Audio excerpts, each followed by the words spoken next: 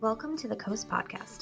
I'm Emilie, a virtual assistant agency owner who left Amazon in 2019 to build my dream. And I'm Whitney, a freelance writer and communications consultant who never felt at home in a cube farm. We didn't see many people paving their own ways like we decided to, so we created this podcast to talk to others who were brave enough to pick a different path. Creatives, entrepreneurs, people doing their careers and their lives their way. Join us as we learn from them, get inspired, and show you beautiful paths less traveled. Not every road leads to the coast, but the ones that do come with a great view.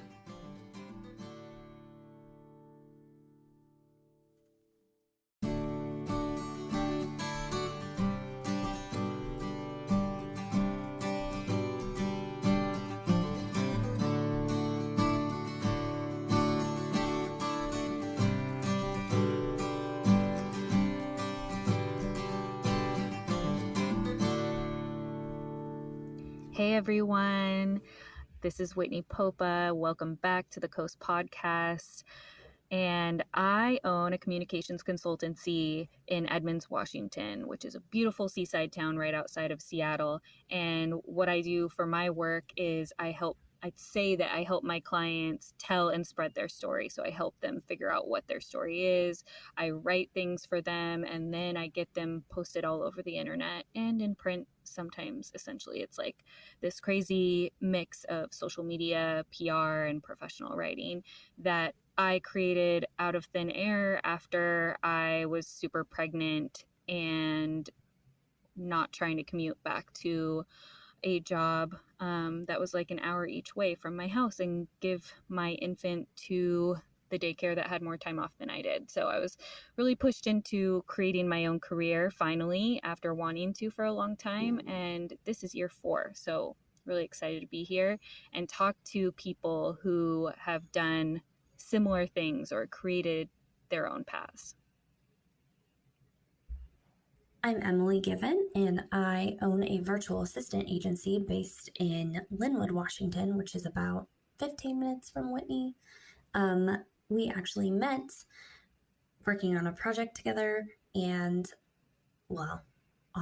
but then we met working on a project together, and we have kind of been inseparable since, at least via text, right? Yeah. And then we decided to start this podcast together because we couldn't stop thinking about collabing together. So today we had the great, amazing pleasure of interviewing Danica Eakman of Green Door Sound Bath. Whitney discovered her on Instagram, am I right? I think she and I discovered each other through the Busy Girls. Yeah. Okay, yeah. So they discovered each other on Instagram, got to know each other. Whitney went to an amazing networking dinner at Danica's beautiful house on the lake in Hunts Point, Washington. And then we did this podcast and I fell in love with her. She is just such an amazing person. Very spiritually aligned with us, very aligned with her work, and you'll get to hear what she's doing in the foster care sector. You'll get to hear what she does in the healing sector. She's just an amazing person, and this interview was just so great. I don't think I've ever connected with somebody in an online format this fast. So it was like I was immediately drawn to her, and I really think you will be too. So take a listen and fall in love with Danica just as we have. Yes. Yeah, I love her. I fell in love with her the second I walked into her house. I was invited to this event for female entrepreneurs in Seattle. And I was like, I'm trying to be in Hunts Point energy. So I'll go over there by myself, really kind of very introvert person, really freaked out. But I committed and I was like, you got to do this, push yourself through it. And I walked in the door. She keeps her door wide open all the time, which, people just don't do anymore. And I walked in and immediately saw my neighbor from across the street from when we lived in Seattle. And she's not an entrepreneur. She has a great job at Seattle Children's, but I was like, oh, what are you doing here? And so I immediately had a friend and felt so comfortable. And then Danica walked right up and we got deep so fast. And there were a bunch of women there, but the 3 or 4 of us who were like really strongly connected, it just felt immediately magical. And I was so glad that I pushed myself through my introverted COVID social anxiety, which, you know, is on steroids from this past year.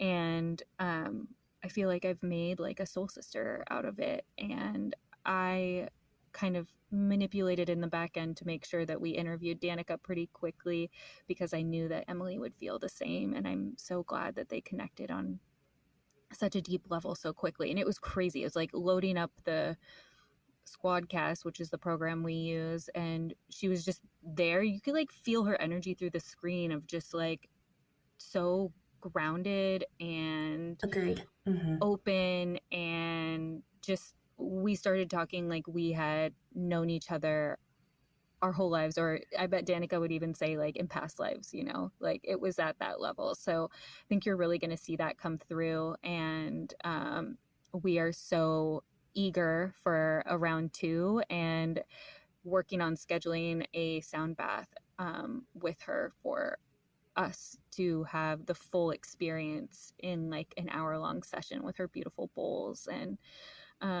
continuing this relationship. So excited for you guys to hear this. Enjoy.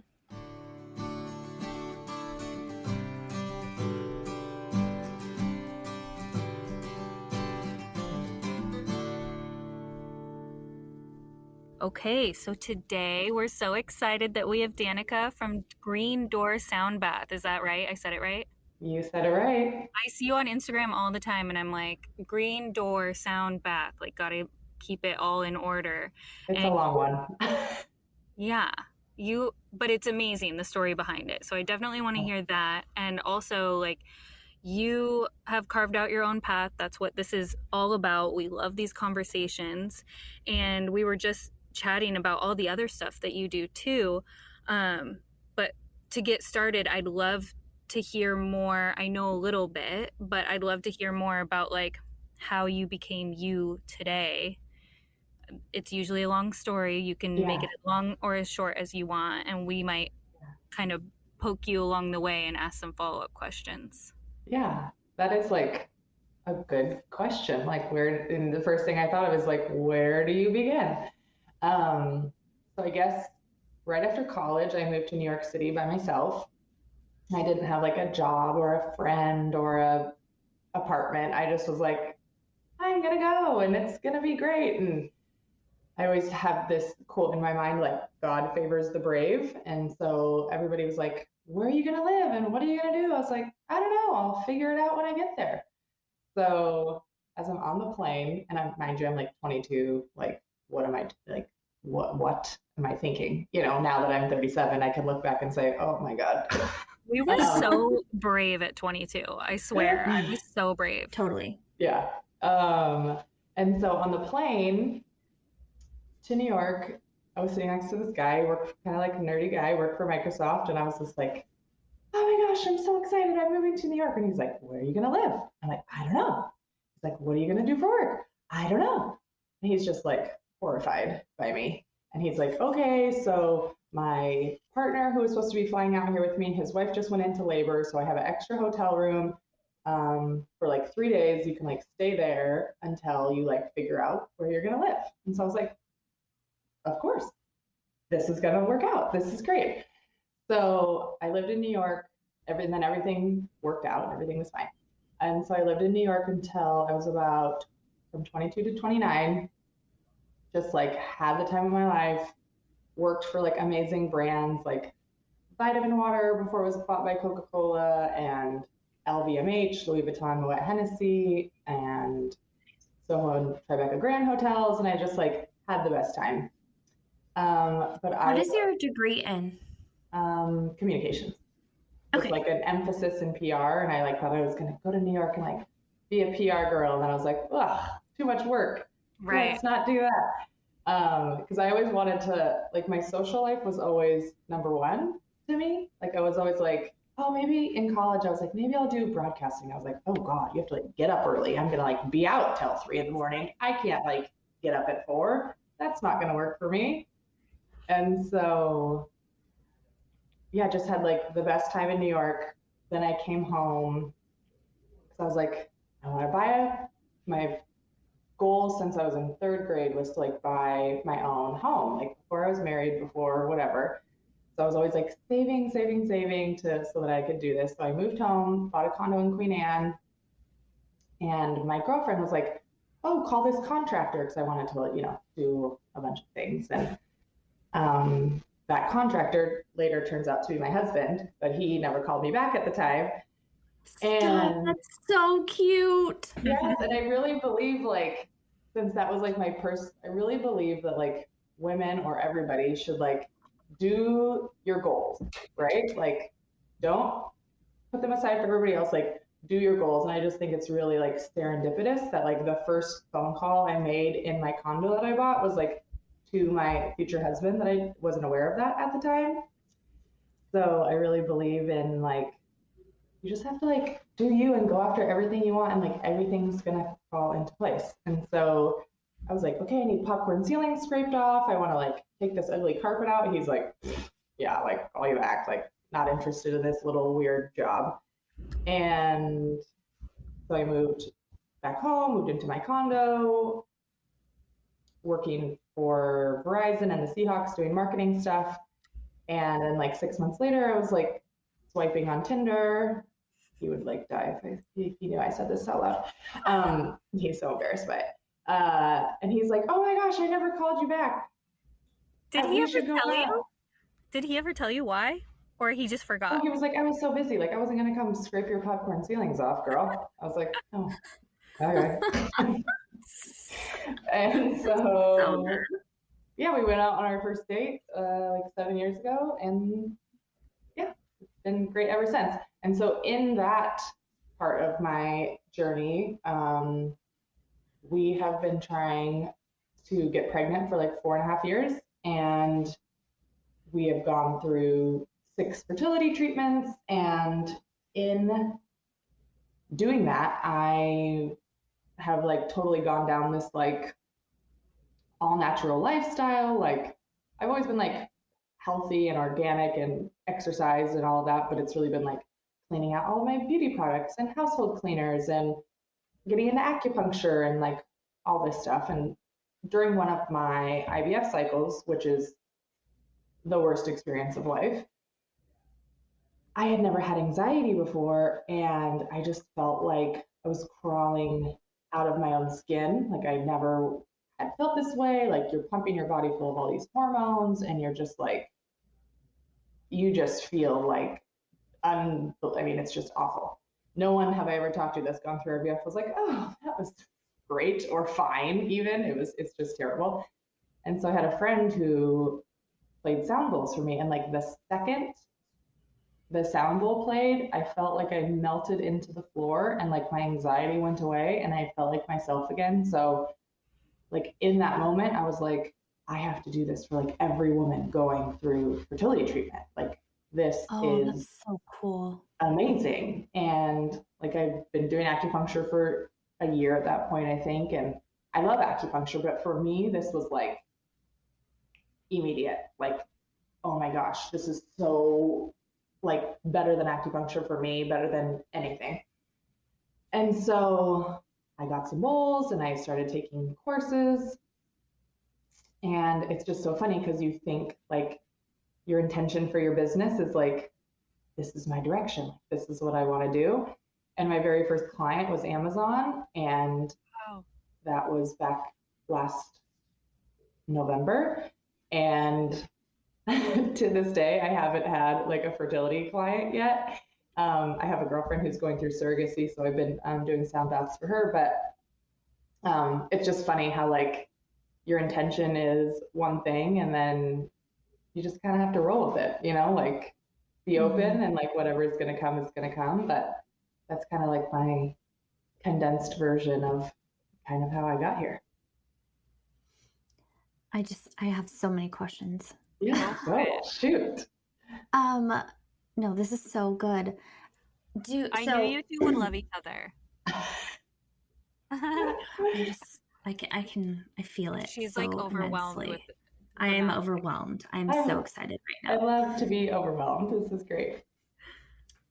So okay, this may be a dumb question. Do you have to be musical at all to play sound No, bowls? I know nothing. Okay. I don't know I mean, I know now like what a note is, but like I know nothing. And I think I also sell the bowls now too. And I was talking to the creator of the bowls, and he said like he actually prefers that because it's like you don't have to like unlearn something, Right, because this right. isn't like I'm not playing a melody, I'm not playing a song, and it's intentionally not a melody or a song because to get into like the functionality of it, like when you don't get the same relaxed experience that you do from a song as you do from a sound bath because your mind is anticipating the next beat, the next word, the next whatever, as opposed to a sound bath. Like you cannot anticipate what's going to happen. So your mind is not in the same frame of mind. Like when you're in a sound bath, your mind is in the theta brainwave state. And I don't know what state it is when you're just like listening to music, but it's just like a completely different. I was kind of like insecure about that, honestly, like going into it, like I don't know how to like put notes together or like anything. And they're like, no, that's actually better because it's not like about that. Okay. Yeah, this is just so amazing. Who was the first person that ever introduced you to sound baths? My girlfriend Lauren, she had like a sound bowl, and it was like she just keep playing the same one over and over and over again, and I was like, oh, what are you doing? Like what is happening? I'm like in a trance.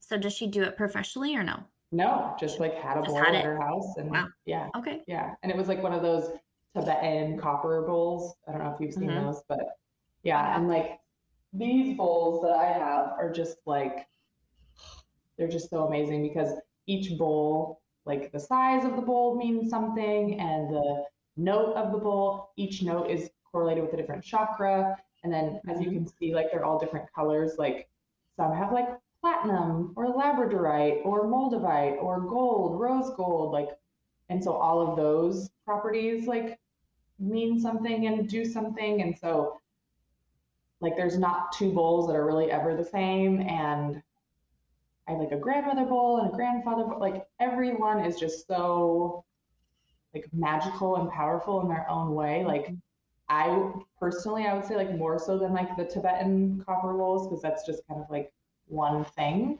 And I'm not like, dissing on them by any means, but like this for me is just like the coolest thing in the world.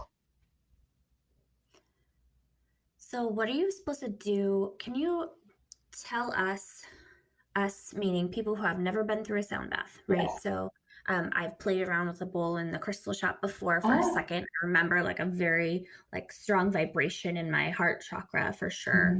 And just remember being like, this is so cool. But can you walk us through the experience of having a sound bath for our audience? Because a lot of people don't know. And I get a lot of funny questions like, so is it like in a bath? Like, am I naked? Are you naked? It's like, oh my God, no. Like that's like you're bathing in the sound. So it's like a very literal term, like not anything weird by any means. Like when someone asked me that like a couple weeks ago, I was like, oh my God, I never even would think that people would think like that's what I was doing, but like, no, that's not what we're doing. So I'll kind of walk you through. Oh yeah, I know. I was shocked. I like couldn't believe it. So like let's say Whitney was my client for the day. So I have this studio in my home, or I can come to you, or it can be done virtually. So Whitney comes in. I always recommend like kind of like dressing comfortable clothing, kind of like you're gonna go to yoga or something. And you come in, we do a little chat of like, what's going on in your life? How are you feeling? And then she lies. The only thing required of the client during the sound bath is you lie down and close your eyes, or you can sit if lying isn't comfortable for you. And one of my favorite things about sound healing therapy is that is a passive form of therapy. So like in traditional therapy, you're like going and talking all the time. In acupuncture, you're like getting stuck with needles. This is like you lie down and you do deep breathing and keep your listening loosely focused on the bowls. So like anyone could do it. Like newborn babies, it's like safe for pregnant women, like anyone could have a sound bath. So as the session starts, we generally take 3 deep breaths together to kind of just like slow your breathing and kind of calm your nervous system down. And then I intuitively pick the bowls, like I have bowls for anti-anxiety, or like I mentioned before, like a grandmother bowl, which connects me to like your maternal side's wisdom, DNA, and I intuitively select generally like 6 to 8 bowls, and I sit and I play them with a suede wand. And all you do is lie there and listen to the bowls. So what's happening is, like I mentioned earlier, it accesses the theta brainwave state. And the theta brainwave state is the state like right before a deep REM sleep. So you're in this like deeply meditative, very relaxed state of mind. And each bowl is correlated with a different chakra. So as I play the bowls, what's happening is the sound waves are going into your body and like breaking up any energetic or emotional blockages you may be having and bringing them to the surface so they can be removed. So oftentimes like people will just come here and sob for an hour. It's like, and like I may play a bowl for Sarah and she may feel like, oh my gosh, this is like feels so great. And I might play a bowl for Jamie and she might be like, oh, like that feels really bad. Because like maybe I'm playing a F bowl and F is for your heart chakra. And maybe Jamie has like just gone through a miscarriage or a breakup or like, something very like horrendous. And so like that's not feeling good to her. But what's happening is it's like going in and finding that and breaking it up and bringing it to the surface so like we can get it up and out. Yeah. And so when people say like, I think I'm gonna cry, I'm like, there are no rules in a sound bath. Like you need to cry, if you need to scream, like this is a safe space, like whatever you feel, like this is not the time to like try to be cute and like hold it in, like get nasty with it, get ugly, like get it out. Like we are not here to like be cute. That's not, no, like we are here for the healing. We are here to like get it up and out. I had a client the other day that was like, I just like felt her like poor throat shock, like she wouldn't speak. And it's like, girl, I was like, I'm not going to start the sound bath until we just talk about it. What is it? Something's really going on here. Like, what is it? Let's get into it. And she finally did and just like broke completely all the way down. And, she's a mom during a pandemic. Can't blame her. You know what I mean? Like, I don't know how any moms are getting through this time of life.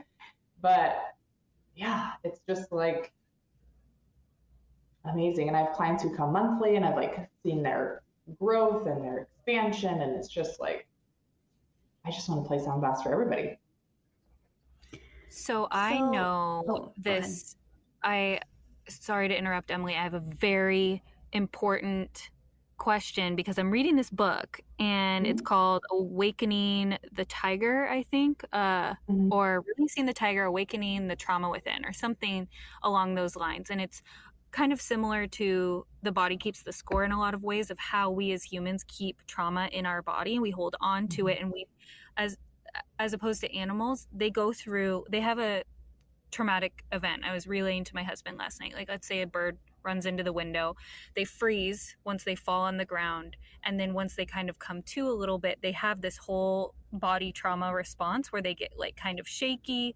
Every animal goes through it, and they, especially non-mammals, because they have another part of their brain that has more emotions tied to it. And we as humans have these 3 layers of our brains where I can't remember the name for the rational brain, but we don't complete our trauma responses.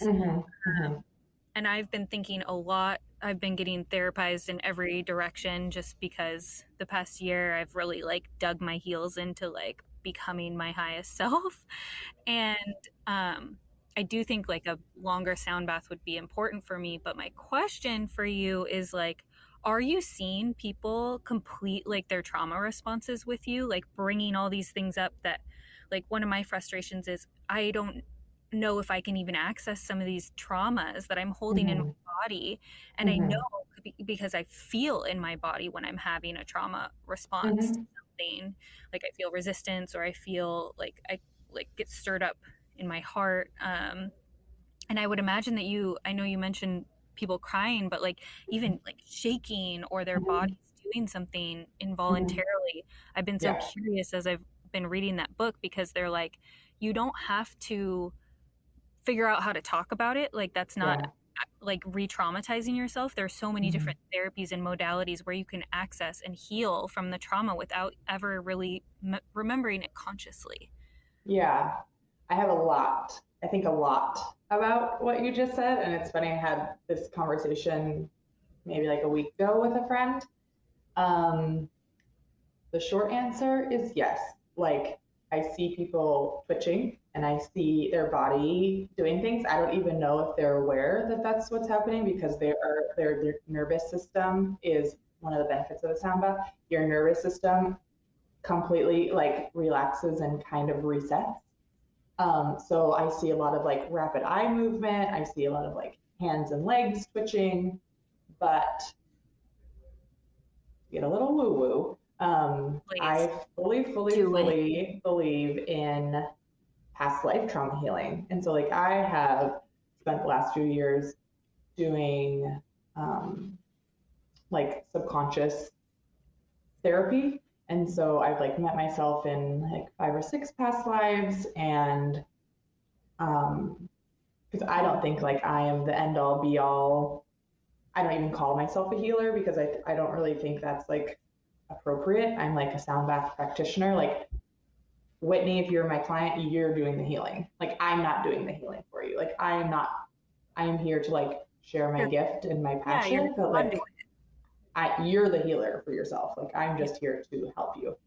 But so at the end of all of my sessions, like if I kind of like if we vibe on the like past life stuff or whatever, like I always refer them to my personal therapist, my psychic, one of my best friends, Ashley.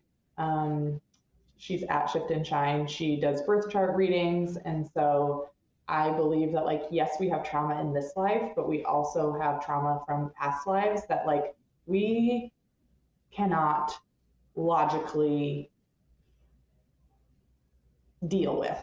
You know what I mean? Like, so I just think it's like sound baths is a great way, but like I want people to have like all the things to like try to get in there and figure it out, because I don't think like acupuncture is like one thing and it's great, but like that's not going to fix everything. So I think there's like a lot of work to be done, like especially if you want to get into all of that. Like yes, we all have like childhood stuff that we need to sort through and deal with, but I think it's so much more than that. Yeah. Yeah. I'm going to try to not. Okay. Emily's on mute, so I can ask more questions. Yeah. So her cleaners are coming over too, so there might be sound in the background. Yeah, yeah. Are you, when you're with sound bath clients, are most of them coming to you because they know and want help? Or is it more hesitant, like you see with people going to psychics and all of that? Now they're like, oh, I'm like kind of intrigued, but I'm a skeptic, and they like kind of have some ego around that. Like, are you seeing people are more, in my world, down the funnel where they're like, I believe, I'm here?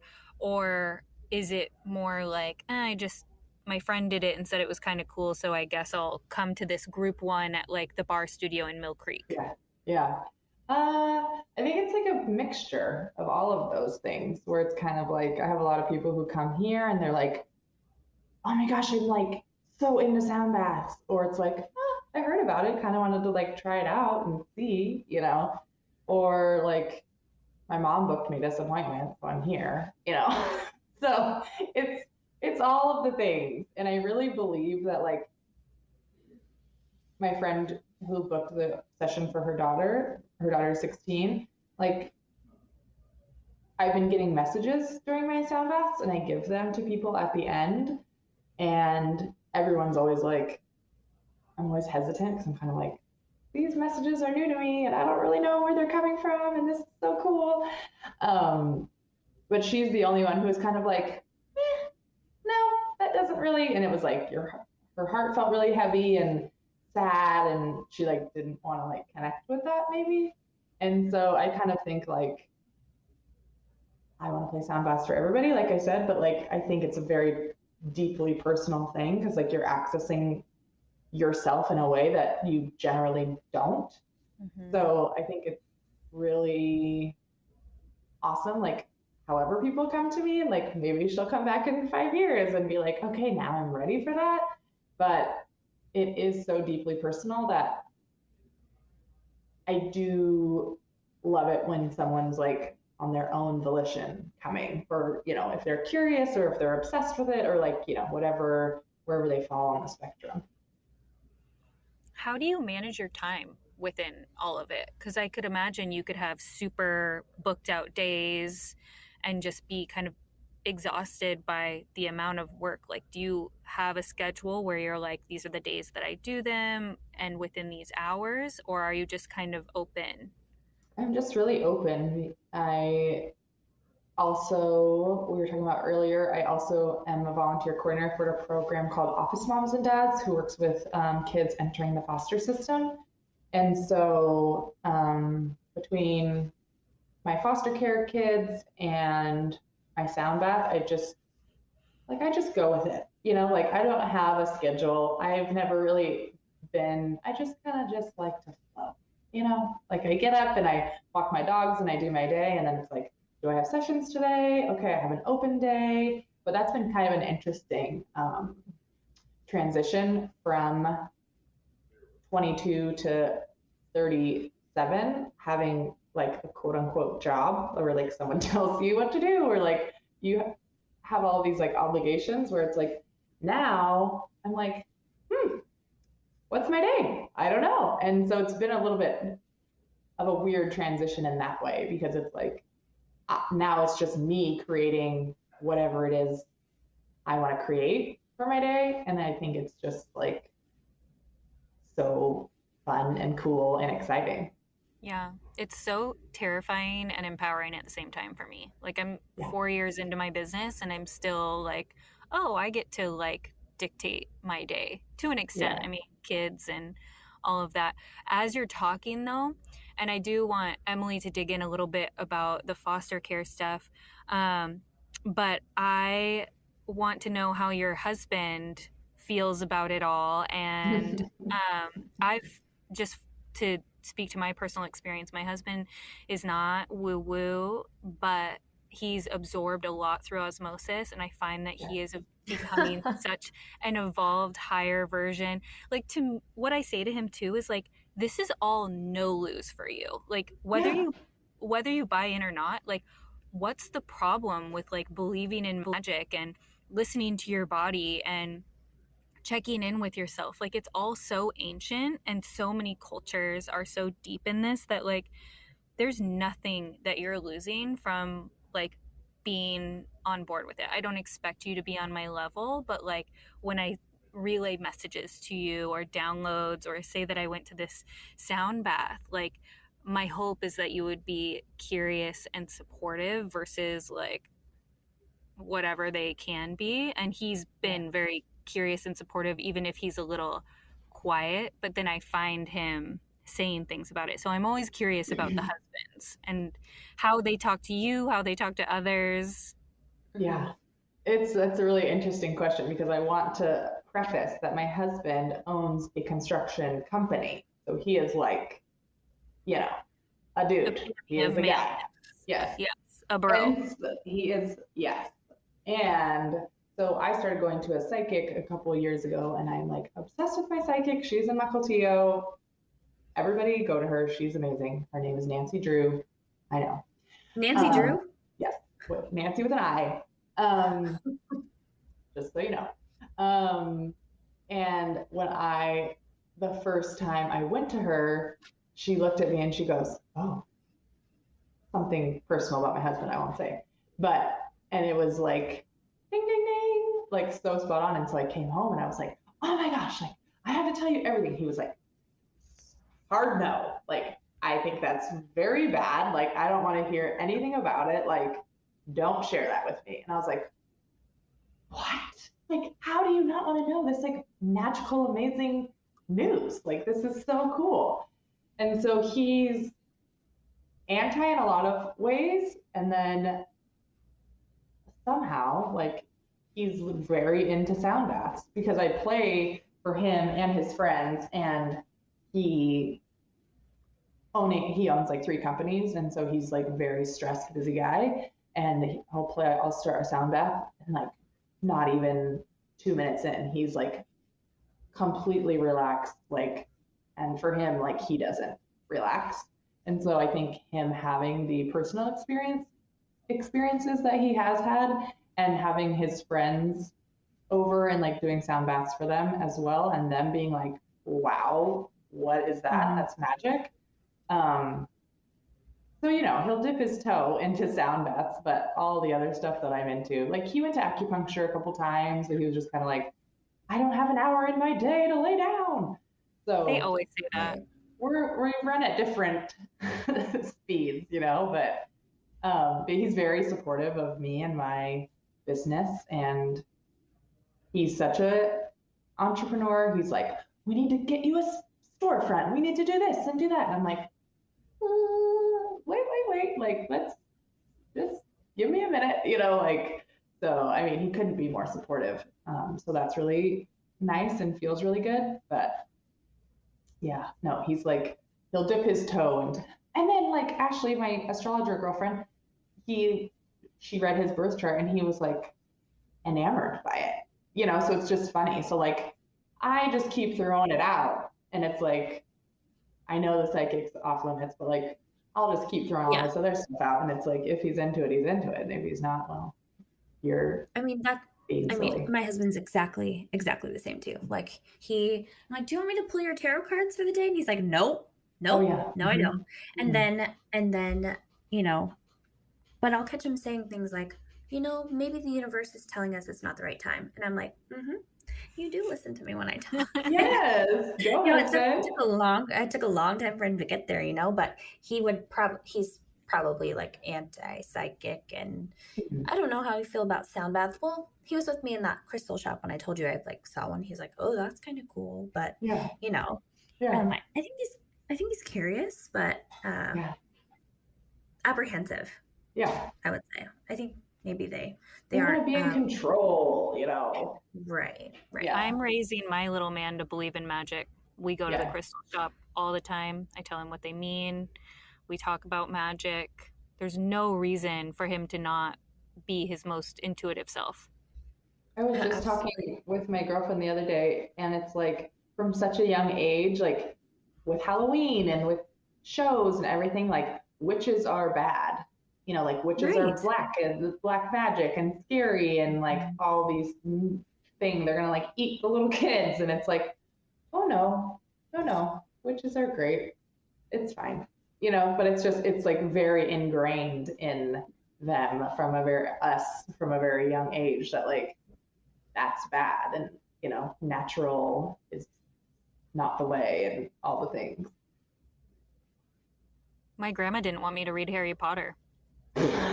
Why? As I was like on the 3rd book, we would go to Costco on like the day that it released, and my dad would like stand in line for me to get the book. Me too. Oh yeah, me too. But I mean, people who were maybe raised super religiously, I know a lot of people like that weren't allowed to read them. Oh wow. Yeah. It's strange. Crazy. Yeah.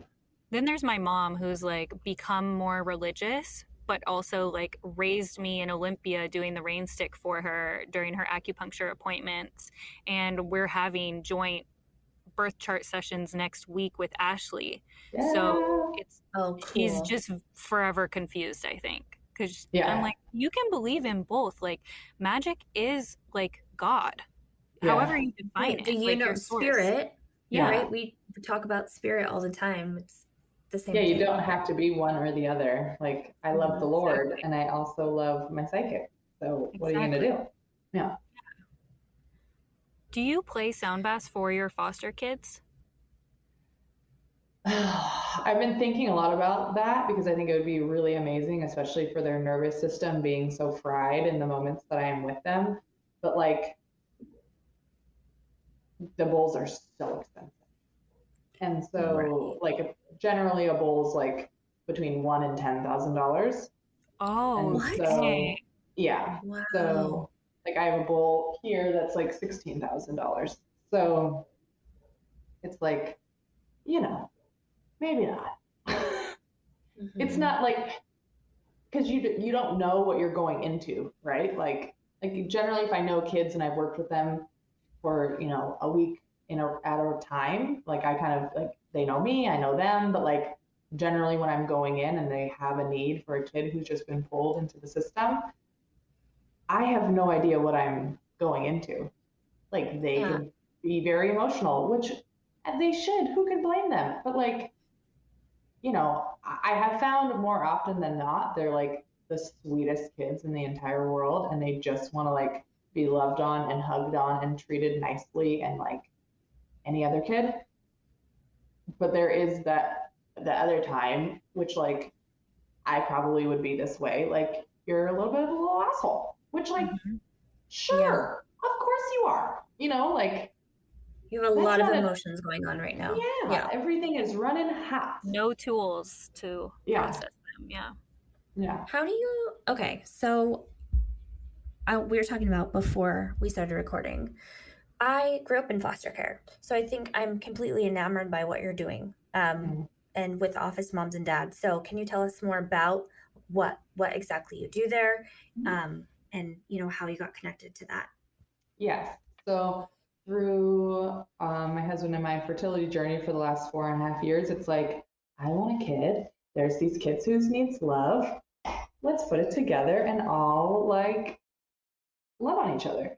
So my cousin, her mom was the volunteer coordinator for the office in Everett. Office Moms and Dads is located in Vancouver, Washington. There's offices all throughout Washington, Oregon, and Idaho, I believe.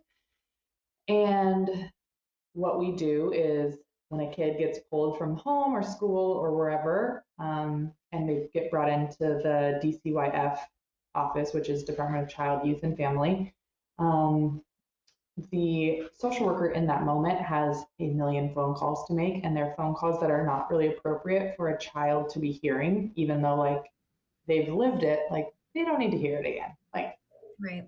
The reason they're here is because it hasn't been safe, or it's been abusive, or there's a reason that they got pulled from their home. So the social worker has 100 things to do: talk to the police, talk to placement families, the parents calling, screaming, cussing at them. And so that's where I come in, or one of my volunteers. I'm the volunteer coordinator at the MLK location in South Seattle. And so I hold trainings for new volunteers, and we do like toy drives during Christmas and back to school supply drives during, that time of year. And what we do is we get a notification, like you get, like if you're going to go to have a dentist appointment, from a social worker that says like a girl age 8 will be here from now till 5 p.m. Who can come and be with her? And it's just kind of like first come, first serve basis. You can like claim the shift through the little text message. And so then all the other volunteers know that that shift has been covered, and you can do like 1 hour up to as many hours as you want. And yeah, you just go and like love on the kid and play with them. And it's like really important. There's like really important language to like not say like, you're fine, everything's gonna be okay, you're gonna go home. It's like if you don't know, which us as volunteer coordinators or volunteers, like we don't know the situation, and it's not our job to like be investigators. So we're just there to love on them and hug on them and read books and play games and chase them around and have a good time. try to, you know, distract them from this probably one of the most horrible days of their lives, you know? Yep. I, talking to you earlier, I said, I'm so pulled to this. Like, I've never, when you intuitively you're like, yes, I'm like all in. I'm like, give me yes, this is Yeah. one of the most aligned things that I've ever heard come out of Yeah. anybody's mouth. So glad. So Yeah. it's very cool. Yeah. Yeah, I was telling you, I remember the day I was pulled from my birth parents too. Like, Yeah. I remember it vividly, and the person that loved on me, like, I will never forget that. So that Yeah. is so amazing. Yeah. So And I amazing. get really attached to these babies. So, So that was my next question. mhm. So that's this. My sister and I were in foster care together, adopted together. She is a social worker, Ugh. in Washington. So I don't know if you might know her. She's down south, in Auburn, Kent, maybe ish area. But she is the one that actually removes children from their home. So, I that's how she chose to heal. I Mhm. guess from our experiences, she's like helping. Also, Mhm. personally, I steered very, very clear of that because I couldn't do it emotionally. So, Mhm. um, and also, how do you not take the kids home? Like, I would So be that's like, the thing. sign me up. Like, I will. I'm in. Like, I couldn't. So most volunteers go on to be foster parents Okay, I because you was gonna get say. so attached to the kids. And like, I've never left a shift where I'm like, can they come home with me? Never. And it's really interesting. So you can also sign up to be a respite parent. And so what that means is you can have the kids come home with you from 1 to 30 nights until they find like a suitable placement home. Because what a lot of people don't know is if they don't have a suitable placement home for the child to go to, because let's say a kid gets pulled at 3 o'clock, the government offices shut at 5 o'clock. So that means a social worker has 2 hours to find a placement home for these kids. And Oh, these kids can be weeks and months in care with me because they cannot find placement homes because in 2019, I think there were only like 19 new foster families, and like the influx of foster kids and like the foster families, like there, it doesn't equate, you know what I mean? in And Washington State, or like just, Washington State. did you say And 19 total? so, and Oh so my God, that's if whole. there's nowhere for the kid to go at 5 o'clock, the kid has to go to a hotel, like not the Four Seasons, let me be clear, like a icky kind of hotel. I shouldn't say that, but whatever. Um, and two social workers have to go after the social worker has worked all day and they have their own family to go home to. Those social workers have to go, two social workers have to go to the hotel with the kid because the kid could say, you beat me, you touched me, whatever. And two Right. social workers have to be there to kind of like say, like, no, no, no, like all above board here. Um, so it's just like a really sad thing. And like, you know, the state like feeds them and like, you know, but it's like, do you go to McDonald's? And it's like, that's not so great, you know, or you can go to Right. Safeway or Subway, you know, they have these gift cards, but, um, yeah, you just see like such heartbreaking things. Like I remember there was a 10-year-old boy and an 8-year-old girl who I just like love. So I've gotten like so attached to them. And the boy was like counting out his fries. And I was like, oh no, like she has fries, you have fries, like go eat your fries. Like it's fine. He's like, no, what if I get hungry later? And I was Oh, like, I never even considered that because I mean, I'm so fortunate. I never was hungry. And so how do you not so cry when they say that? I mean, it was just for me that was so shocking because I had like that was not even in the realm of my thoughts. Like I thought, what I thought was like, I have a brother, so like you want to make sure like I have 5 friends, you have 5 friends, you know, like everything. It's like Right. you fill your cup up this much, my cup has to be like exactly the same. So I thought that was what was happening. He was like being silly, and it's like, oh, that was just so shocking. So those kids, I was with them for quite a few days on end. And so I went to become a respite parent. And what's so weird is like I've gotten my fingerprints done like 2 or 3 times, and they cannot read my fingerprints. And so they can't be a What? respite home. So these sweet babies are now back with their dad, and now I can be like a babysitter for the dad. So if the dad like needs a break or is going somewhere, like he can call me and I can go and like play with them, or they can come here. So that's really great. And so I've gotten like really close with the social workers, and I go there every week and I make care boxes for the families. So when the social worker goes and visits the families at the homes, like they can bring them like 5 new outfits for the kids, or 5 new outfits and blankets and teddy bears and all of these things. I make these little care boxes for them, and the social workers just love it because it takes a lot. Like, it seems like, oh, you just throw some stuff in a bag. It's like, no, it's like time consuming and all these things. So I go and do that every week, and yeah, you do get really attached, and you just kind of have to say like, okay, well, I'm like doing a good thing, and just you can like we've tried to become respite home, and it's like, okay, like my husband said, like, well, maybe the universe is, or God is just saying like, that's not for us right now. Like there's no Right. reason you couldn't read my fingerprints. Like that's just so weird. Yeah, it seems that there's the reason. Yeah. Like, block. Yeah. wow, you're amazing. I love that. Like, Thanks. We could have you here every week. You could just be our weekly guest. I would be happy Talk about something to. new. And I know that we have about 5 minutes left, and I don't want to do all the rapid fire questions because they don't feel like deep enough. But I do want to know, based on like these 2 parts of your life or anything that you want to mention, the one question from that list I think is important is like, what is lighting you up right now? I feel really lucky because I want to say all of it, and I do want to like say also that like I can do this because my husband is so hardworking and generous and such a good provider and caretaker. Like I know, like I hear a lot of people talking about all of this, and it's like I couldn't do it by myself. You know what I mean? Like we can do this together because like these are things that like are important to both of us. But um so I just feel really lucky that like everything I am doing is like so great. So it's like if I have a day like at the foster thing, I'm not like, ugh, wish I could be doing a sound bath, or vice versa. Like everything I do like checks a different box.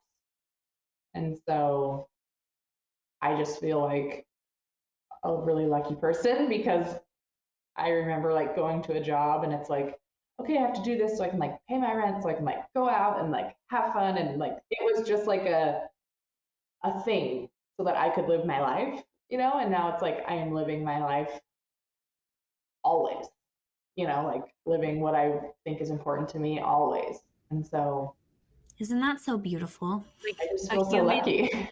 you're a human being, not a human doing. Exactly. Yeah.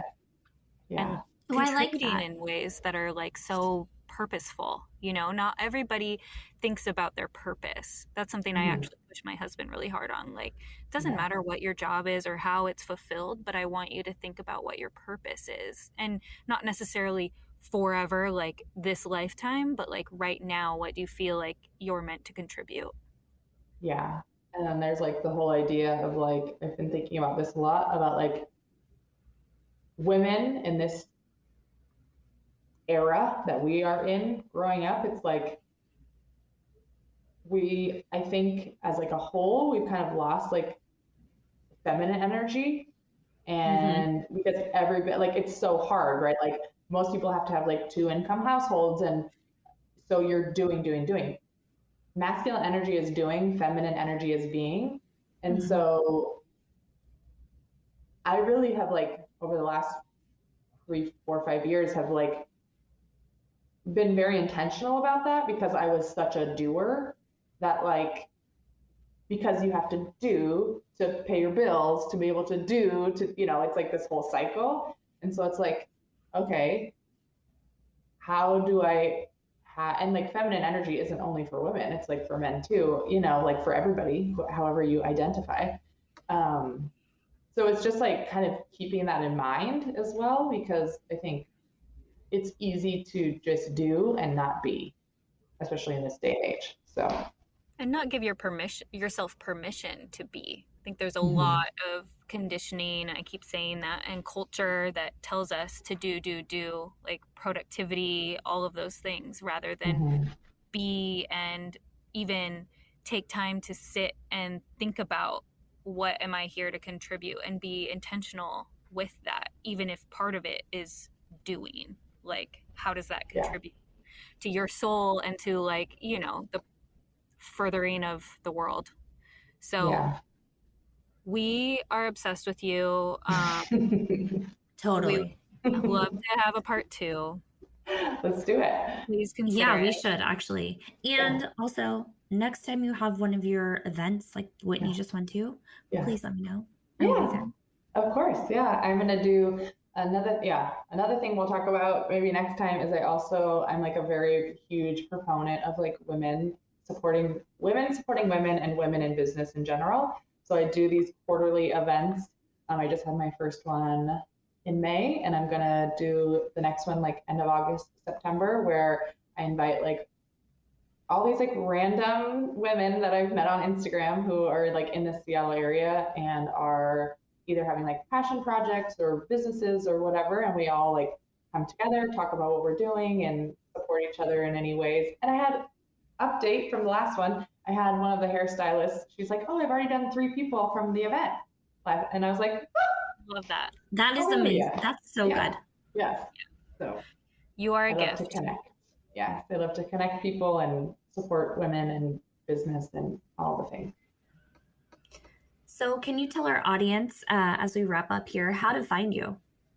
Yeah, I'm on all things social media at Green Door Sound Bath and Danica at Green Door Sound Bath if you want to shoot me an email. Danica with a C. Yeah, Danica at Green Door Sound Awesome. Bath.